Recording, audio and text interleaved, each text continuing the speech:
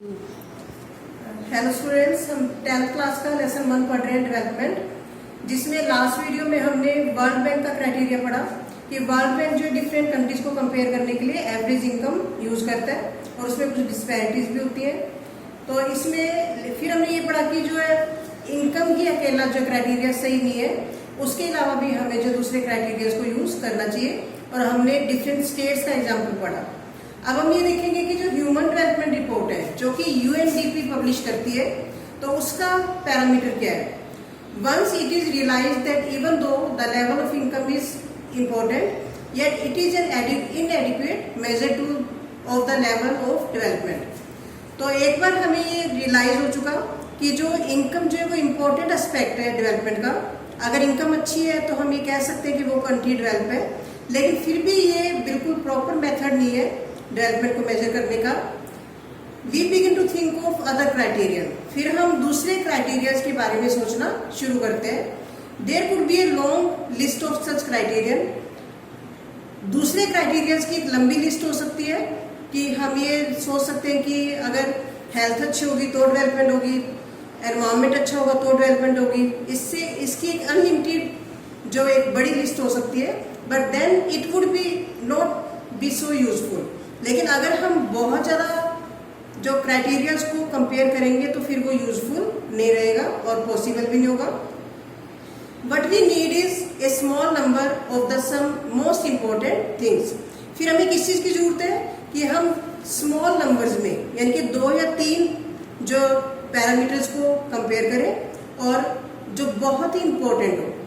Health और education जो है वो इंडिकेटर्स है सोसाइटी के, such as the ones we used in comparison of Kerala and Haryana, जो कि हमने जो टेबल में केरला और हरियाणा को कंपेयर करने के लिए यूज किया था, हेल्थ और एजुकेशन। तो हेल्थ और एजुकेशन को भी अगर हम इनकम के साथ कंपेयर करते हैं तो हमारा जो कंपैरिजन है वो और अच्छा हो जाएगा।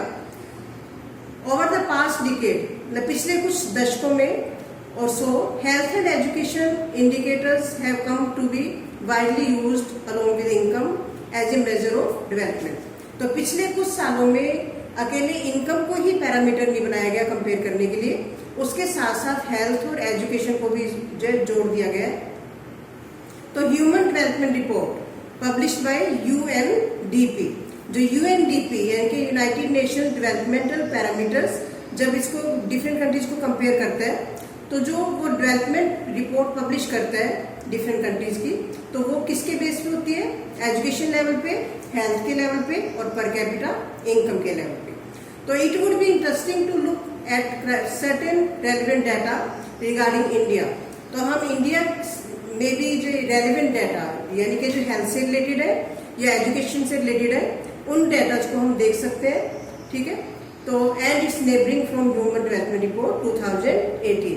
तो 2018 में जो यूएनडीपी ने जो अपनी रिपोर्ट पब्लिश की थी, उसमें डिफरेंट कंट्रीज को कंपेयर किया था। तो हमने क्या किया कि वर्ल्ड बैंक अगर कंपेयर करते हैं डिफरेंट कंट्रीज को तो एवरेज इनकम के बेस पे करता है, और यूएनडीपी अगर कंपेयर करते हैं तो वो किसके बेस पे करता है, इनकम प्लस हेल्थ प्लस जो लिटरेसी। तो कौन सा पैरामीटर ज्यादा अच्छा हुआ, यूएनडीपी का, यानी कि यूएनडीपी का पैरामीटर जो है हम वर्ल्ड बैंक से अच्छा मानेंगे। तो अगर ये देखो 2018 की जो ये रिपोर्ट पब्लिश हुई है, some data regarding India and it's neighbouring country. India की नेबरिंग कंट्रीज में 2017 की ये रिपोर्ट है। तो इसमें क्या क्या दिखाया हुआ है, ग्रॉस नेशनल इनकम, ठीक है, उस कंट्री की टोटल इनकम पर कैपिटा, 1% की टोटल इनकम, उसको कंपेयर किया हुआ है। कौन कौन सी कंट्रीज का, श्रीलंका, इंडिया, म्यांमार जिसको बर्मा बोलते थे पहले, पाकिस्तान, नेपाल और बांग्लादेश। तो इन कंट्रीज में ये डाटा कंपेयर किया। सबसे पहले ग्रॉस नेशनल इनकम, ठीक है, श्रीलंका की 11,326, ठीक है, पर कैपिटा इनकम है, और इंडिया की 6,003, ठीक है, ये म्यांमार की भी 5,000 की फिगर में आ रही है, पाकिस्तान की भी 5 में, नेपाल की 2 में आ रही है और बांग्लादेश की 3 में। यानी कि अगर हम ग्रॉस नेशनल इनकम के अकॉर्डिंगली देखें तो श्रीलंका सबसे आगे है। फिर लाइफ एक्सपेक्टेंसी एट बर्थ, मतलब बर्थ के टाइम हम कितनी लाइफ एक्सपेक्ट कर सकते हैं, यानी कि एवरेज एज। तो ये श्रीलंका की 75.5, इंडिया की 68.8, ठीक है 2017 में, और म्यांमार की 66, फिर इसकी पाकिस्तान की 66, नेपाल की 70 और बांग्लादेश की 72। तो इसमें भी सबसे आगे कौन है? श्रीलंका। ठीक है, इंडिया जो बहुत पीछे है। फिर mean years of schooling of people age 25 and above, तो जो 25 एज तक के जो बच्चे हैं वो कितने स्कूल जाते हैं, उसमें देखो इसमें श्रीलंका 10.9, ठीक है, इसमें भी श्रीलंका सबसे आगे है। और SDI rank in the world में जो है, जो इंडेक्स है, ह्यूमन डेवलपमेंट इंडेक्स है, उसमें जो रैंकिंग की गई है कि फर्स्ट नंबर पे कौन आता है, सेकंड पे कौन आता है, तो इसमें जो श्रीलंका है वो 76 नंबर पे आता है, यानी कि ऊपर है ये, और इंडिया 130 नंबर पे आता है, ठीक है, और म्यांमार 148, उसके बाद पाकिस्तान 150, नेपाल 149 और बांग्लादेश 136, ठीक है। तो श्रीलंका जो एक छोटा सा कंट्री है, लेकिन वो बहुत डेवलपमेंट में आगे है, ठीक है। तो इसका ये पढ़ा हमने। Isn't it surprising that a small country in our neighborhood, Sri Lanka, is much ahead of India in every respect?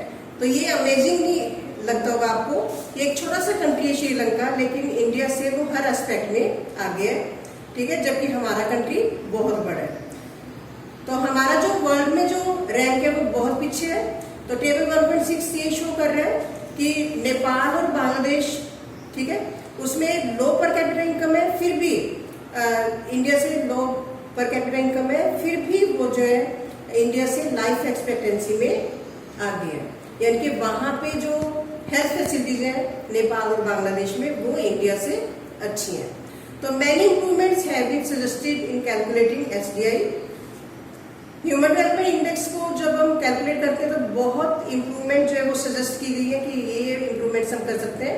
And many new components have been added to the human development, बहुत सारे नए जो components हैं उनको add किया गया है, ठीक है, but by prefixing human to development, it has made it very clear that what is important in development is what is happening to citizens of a country.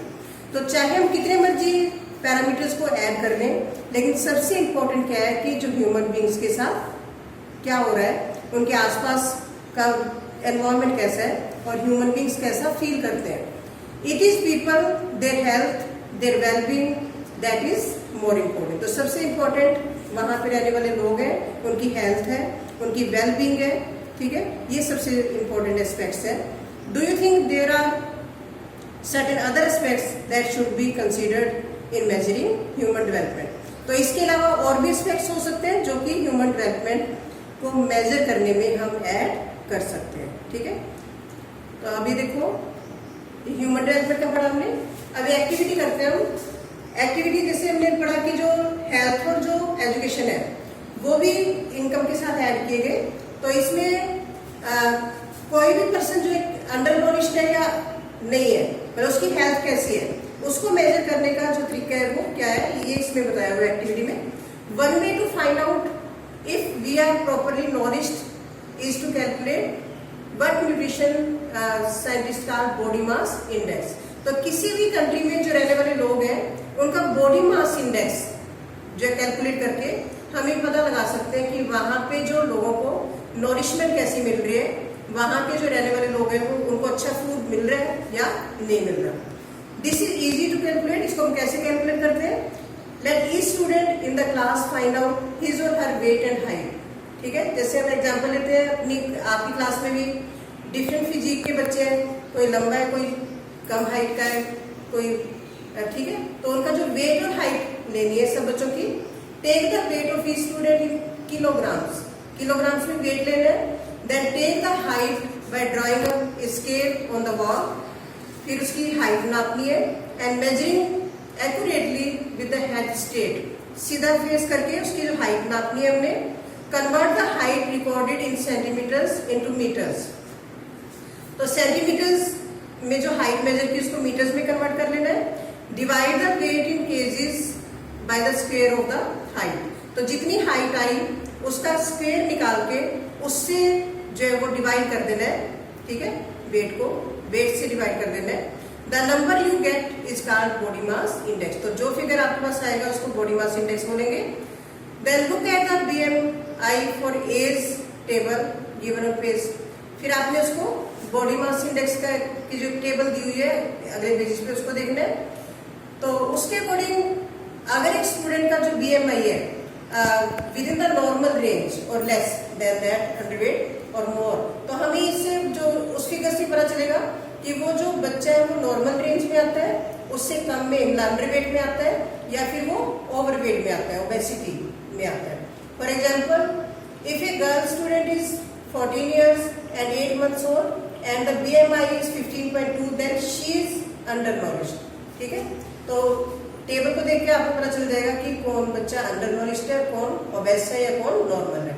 तो similarly if the BMI of a body boy age 15 and 6 months is 28, then he is overweight। ठीक है, discuss the life situations, food and exercise habits और students. तो students की जो है वो फिर आपने सर्वे करना है कि जिन बच्चों का ओवरवेट है उसका लाइफस्टाइल क्या है, और जिन जो अंडरवेट है उनका लाइफस्टाइल क्या है। ठीक है, और उसका जो है विदाउट बॉडी शेमिंग एनीवन। ठीक है, किसी का भी इंसल्ट किए बिना ये सर्वे करना है कि कौन बच्चा किस फैमिली से बिलोंग करता है, उसका लाइफस्टाइल क्या है, उसका फूड कितना वो कंज्यूम करता है, तो उसका BMI पे क्या अफेक्ट पड़ता है। तो ये आप सर्वे कर सकते हो। ठीक है, तो इस लेक्चर में इतना ही पढ़ेंगे हम। UNDP का क्राइटेरिया हमने पढ़ा, तो एक लेक्चर में और आपका ये चैप्टर कंप्लीट हो जाएगा। अगले चैप्टर में हम क्या पढ़ेंगे, सस्टेनेबिलिटी ऑफ डेवलपमेंट। ठीक है, तो आज के लिए हम इतने पढ़ेंगे। Thank you.